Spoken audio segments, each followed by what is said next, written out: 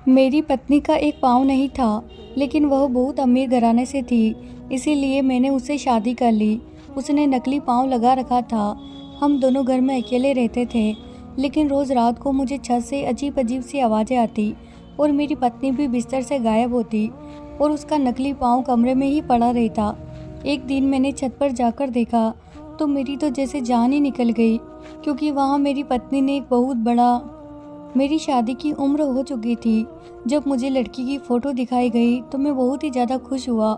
मेरे दिल में बहुत सारे जज्बात थे, लेकिन जब मुझे पता चला कि उसके एक पाँव में कुछ गड़बड़ है तो मेरे होश उड़ गए। बल्कि यही नहीं, वो तो उसकी जगह एक नकली पैर का इस्तेमाल भी करती है। मैं रिश्ता करवाने वाले पर गुस्सा हो गया। मैंने उससे कहा कि मुझ पर कौन से बुरे दिन आए हैं कि मैं बिना पैर की लड़की से शादी करूं। मैं अच्छा भला खूबसूरत नौजवान हूं, मुझ में कोई कमी नहीं है, तो फिर मैं इस तरह का कड़वा घूंट आंखें बंद करके कैसे पी जाऊं। मुझे मेरे रिश्तेदारों ने भी समझाया कि भले ही इस लड़की के एक पाँव में कमी है, लेकिन यह लड़की बहुत अमीर घराने से है, मगर इसको अपनी इस कमी का एहसास है, इसीलिए यह एक मिडिल क्लास लड़के से शादी करना चाहती है।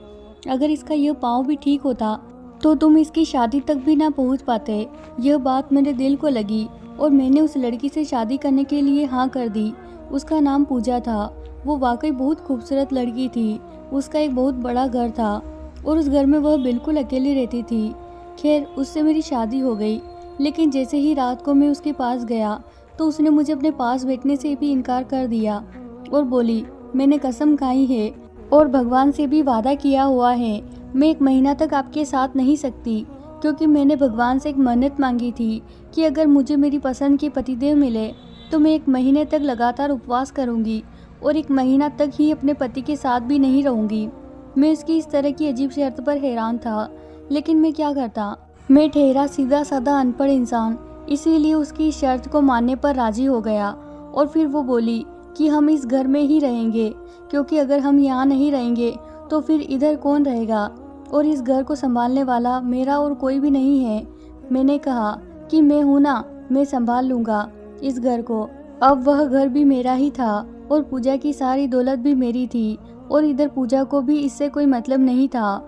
मैं इस बात पर खुश तो जरूर था कि मेरी पत्नी के साथ साथ मुझे दौलत और घर भी मिल गया, लेकिन इसका मतलब यह नहीं था कि मैं उससे मोहब्बत नहीं करता था, क्योंकि वह इतनी प्यारी थी, उससे कोई भी मोहब्बत कर सकता था। मैं उसे पाकर बहुत खुश था। खैर, वक्त गुजरने लगा, लेकिन कुछ दिन बाद ही उस घर में एक अजीब सी हरकत होने लगी, जिसके बारे में मुझे अंदाज़ा बिल्कुल भी नहीं था। और यह कोई छोटी बात नहीं थी। मुझे रात को अपने कमरे की छत पर से अजीब तरह की आवाज़ें आती, जैसे वहाँ पर कोई है। एक बार मैं चेक करने के लिए ऊपर ही चला गया। मुझे लगा कि कोई चोर होगा, लेकिन ऐसा कुछ भी नहीं था। ऊपर बहुत ज़्यादा अंधेरा था। उन्होंने कहा कि छत पर कई सालों से कोई भी नहीं जाता है और छत की किसी ने देखभाल भी नहीं की है, क्योंकि मैं अपने पैर की वजह से ऊपर नहीं चढ़ पाती, इसीलिए मैंने वहाँ का काम भी नहीं करवाया है। मैंने उसे कहा कि मुझे भी छत पर नहीं जाना, क्योंकि अगर तुम ऊपर नहीं जा सकती तो फिर मैं ऊपर नहीं जाऊँगा, इसीलिए वहाँ का काम करवाना ज़रूरी नहीं है। बेकार में खर्चा क्यों किया जाए। लेकिन कोई ना कोई गड़बड़ ज़रूर है। आज भी मुझे रात को आवाज़ आई और मैं जाग गया, लेकिन जब मैंने अपने साथ वाले बिस्तर पर देखा तो मेरी जान निकल गई। मैंने देखा कि मेरी पत्नी का वह नकली पाँव बिस्तर के नीचे पड़ा था और मेरी पत्नी कमरे से गायब थी। वह नकली पैर का इस्तेमाल सारा दिन करती थी, लेकिन रात को सोने से पहले उतार देती थी। लेकिन आज वो उसके बगैर कहीं कैसे जा सकती थी। मैं सोच में पड़ गया। वह तो व्हील चेयर का इस्तेमाल भी नहीं करती थी, बस इस नकली पैर के सहारे से ही वो थोड़ा बहुत चल पाती थी। भले ही उसे चलने में थोड़ी देर लगती थी, लेकिन व्हील चेयर पर बैठना वो बिल्कुल भी पसंद नहीं करती थी। उसका कहना था कि मुझे व्हील चेयर पर बैठने से नफरत है। उसे वो बिल्कुल भी इस्तेमाल नहीं करती थी। लेकिन ये क्या, नकली पैर तो उसका यहीं पड़ा था, तो ऐसे में वो कहाँ जा सकती थी। जब से हमारी शादी हुई थी, मेरी पत्नी ने मुझे किसी से भी नहीं मिलवाया था, जबकि मुझे कहा गया था कि उसका एक बड़ा कारोबार है जो बहुत सारे लोग मिलकर चलाते हैं। उसने बस मुझे घर की जिम्मेदारी दी थी, लेकिन कारोबार के बारे में कुछ नहीं बताया था। घर में पैसे तो आ रहे थे, लेकिन कहाँ से आ रहे थे ये मुझे बिल्कुल नहीं पता था। खैर, अभी मैं अपनी पत्नी को तलाश करना चाहता था, क्योंकि अगर वह बिना पैर के कहीं गई थी तो उसका मतलब कि वह चल सकती थी और वह ड्रामा कर रही थी, वरना एक इंसान अपने पैर के बिना कहीं कैसे जा सकता है। तो फिर वह कमरे से बाहर कैसे गई? बाथरूम का दरवाज़ा खुला हुआ था, लेकिन बाथरूम में कोई नहीं था। मैं कमरे से बाहर निकल गया, उसको ढूंढने लगा, लेकिन फिर मुझे कमरे से हल्की सी आवाज़ आई। जब मैं वापस आया तो सामने का मंजर देखकर हैरान रह गया। मेरी पत्नी बेड पर बैठी थी और कोई किताब पढ़ रही थी। मैंने कहा कि अभी तुम कहाँ गई थी? तो कहने लगी कि मैं तो कहीं नहीं गई थी। मैंने कहा कि मजाक मत करो, मैं अभी अभी बिस्तर से तुम्हें ही तलाश करने के लिए उठा था। उसने कहा कि तुम्हें आज क्या हो गया है? मुझे लगता है कि तुमने ध्यान से नहीं देखा होगा। मैंने अपनी पत्नी से इतनी बहस नहीं की और सोचने लगा, जब उसने झूठ बोल ही दिया है तो इसका मतलब वो मुझसे हमेशा झूठ बोलती आ रही थी। लेकिन इतना सफ़ेद झूठ वो मुझसे क्यों बोल रही थी? मैंने अपनी आंखों से देखा था कि वह कमरे में नहीं थी, तो फिर वो मुझसे ऐसा झूठ क्यों बोल रही थी? या वो नहीं समझती थी कि वह एक अपाहिज लड़की है? अगर वह इस तरह से झूठ बोलेगी तो पकड़ी जाएगी। अचानक से मैं भी बदल गया और मैंने कहा, शायद मुझे गलतफहमी हो गई होगी। असल में तुम इतनी पतली हो कि तुम बिस्तर में होते हुए भी नज़र नहीं आती। रजाई में तो इंसान जैसे खो ही जाता है। मैं अपनी बात पर हंसने लगा और उसने भी मेरा साथ दिया। उसके बाद मैं सो गया, लेकिन मैं सोया नहीं था। असल में मुझे नींद नहीं आ रही थी। अगले दिन मुझे फिर से छत पर किसी के चलने की आवाज़ आई और जब पलटकर देखा तो मेरी पत्नी कमरे में नहीं थी। लेकिन आज मैं सोने का ड्रामा करता रहा, क्योंकि कल मुझे उस रात से पर्दा उठाना था और मैं चाहता था कि मेरी पत्नी थोड़ी बेफिक्र हो जाए, कहीं वो सावधान न हो गई हो। क्योंकि अगर वह इतना बड़ा खेल खेल रही थी तो इसका मतलब है कि वह आम इंसान नहीं थी, वह बहुत चालाक औरत थी। आज फिर छत से आवाज़ आई और मैंने फिर से पलटकर देखा तो वह आज भी बिस्तर पर नहीं थी। उसका नकली पैर भी वहीं बिस्तर पर पड़ा था, जिसे आज भी वो कपड़े से ढक कर गई थी। लेकिन आज मैं हाथ में टॉर्च लेकर छत की तरफ चल पड़ा। मेरी पत्नी ने तो कहा था कि छत पर बहुत सालों से कोई नहीं गया और वहाँ पर बहुत गंदगी है, लेकिन ऐसा कुछ भी नहीं था। मैंने दरवाज़ा बहुत ही आहिस्ता से खोला और देखा तो महसूस हुआ कि जैसे यहाँ पर कोई आता जाता है। उसको साफ भी किया जाता है। जाहिर है, जब वो मुझसे इतना झूठ बोल रही थी तो एक और भी झूठ बोल सकती थी। मैं ऊपर गया तो मेरा दिल बैठ गया, क्योंकि मुझे किसी मर्द की आवाज़ आई। क्या मेरी पत्नी मुझे धोखा दे रही थी? क्या वो किसी और मर्द के साथ छत पर मौजूद थी और मुझे इतना बड़ा धोखा देकर मेरे साथ बेवफाई कर रही थी?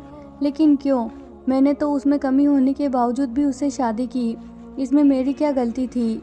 मैं ऊपर गया तो सब कुछ बिल्कुल साफ था और लाइट भी ऑन थी। ऊपर एक कमरा भी बनाया गया था। मेरा दिल बहुत ज़ोर ज़ोर से धड़क रहा था। मैं ऐसा मंजर नहीं देखना चाहता था कि जिसको मैं कभी भी ना भुला सकूं। लेकिन मैंने जैसे ही दरवाज़ा खटखटाया तो सामने एक ऐसा ही मंजर मेरा इंतज़ार कर रहा था।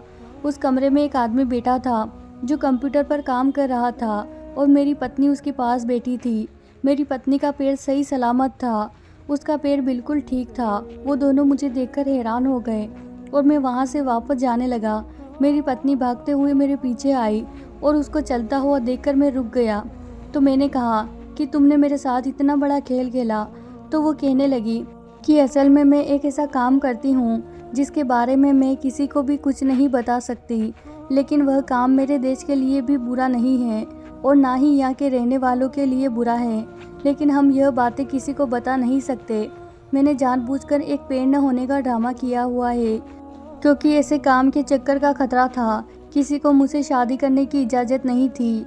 मैंने कॉन्ट्रैक्ट साइन किया हुआ था, लेकिन अपने दिल के हाथों मजबूर होकर अपनी ख्वाहिश को पूरा करने के लिए मैंने तुमसे शादी कर ली और तुम्हें भी इस राह से दूर रखना चाहती थी, क्योंकि यह काम बहुत ही खतरनाक है और अगर लोगों को यह पता चल गया कि मेरी कोई कमज़ोरी है तो वह मेरी कमज़ोरी का फ़ायदा उठाएंगे।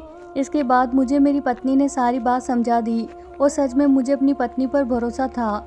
उसका झूठ बोलना उसकी मजबूरी थी, क्योंकि वो गवर्नमेंट जासूस थी। लेकिन जब मैंने उसको उसके कदमों पर खड़ा देखा तो मुझे बहुत खुशी हुई। मैंने कहा कि मुझे बहुत खुशी हो रही है कि तुम में कोई भी कमी नहीं है, लेकिन तुमने मुझसे ये सब इतने दिनों तक कैसे छुपाए रखा? उसने कहा कि हमें भेष बदलना सिखाया जाता है और जगह जगह जाकर क्रिमिनल पर घात लगाना सिखाया जाता है। मैं तुम्हें देखते ही समझ गई थी कि तुम एक सीधे साधे इंसान हो। अगर मैं तुम्हें भी बेवकूफ़ नहीं बना सकती तो फिर क्रिमिनल को कैसे बेवकूफ़ बना लूँगी। मैं उसकी इस बात पर हंसने लगा और मैंने कहा कि इस बेवकूफ़ को कहीं छोड़ तो नहीं दोगी। तो वो कहने लगी कि नहीं, बिल्कुल भी नहीं, लेकिन हमारी ज़िंदगी आम लोगों से थोड़ी अलग होगी। मैंने उसे कहा कि मुझे कोई एतराज़ नहीं है, मैं हर तरह से तुम्हारा साथ देने की कोशिश करूँगा। उसने मुझसे कहा था कि तुम घर संभालो, क्योंकि उसका काम मैं नहीं कर सकता था, लेकिन मुझे उस पर गर्व है। तो दोस्तों, ये थी हमारी आज की कहानी। आपका क्या कहना है इस कहानी के बारे में? कमेंट करके ज़रूर बताएं। कहानी अच्छी लगी है तो चैनल को सब्सक्राइब, वीडियो को एक लाइक ज़रूर करें। धन्यवाद दोस्तों।